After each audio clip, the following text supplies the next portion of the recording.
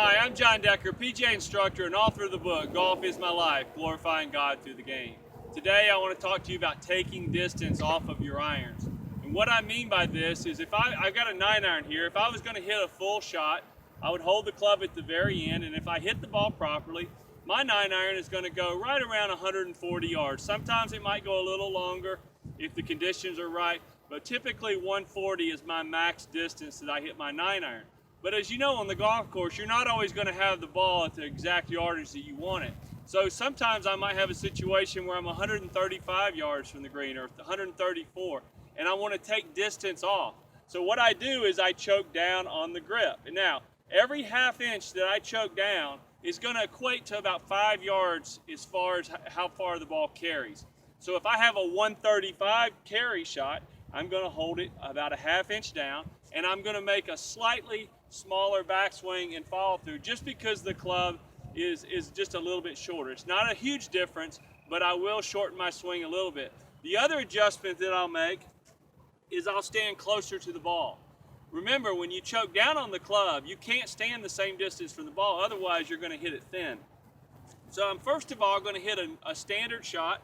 I'm going to hold it at the very end, and if I do this properly, the ball should go right around the 140 yards.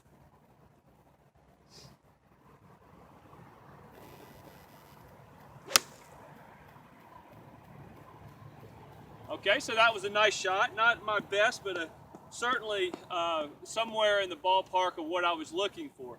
Now I want to hit a shot that's a little bit, I want to take something off of it. So I'm going to choke down on it a half inch.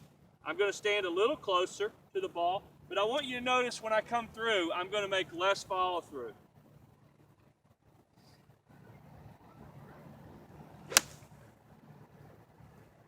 Now, this does two things. Number one is it brings my distance, the ball doesn't fly as far in the air.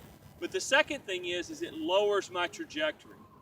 So again, if I want to purposely lower my ball flight, this is one of my adjustments that I'll make, is I'll take more club than I need. And that's one of my favorite shots on the golf course, is I might have a situation where I'm 130 yards from the green, and there's a little bit of breeze in my face. And instead of trying to take a pitching wedge and hit a full shot and have it go way up in the air, I'll choke down on the club about a half inch, stand a little closer to the ball, make that low backswing and low follow through, and lower my trajectory. Remember, what matters is how far your ball goes. It doesn't matter what club you use.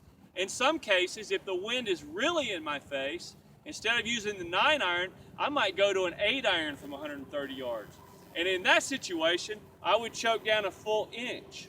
So I can take 5 or 10 yards off of how far my ball carries just by where I hold the club.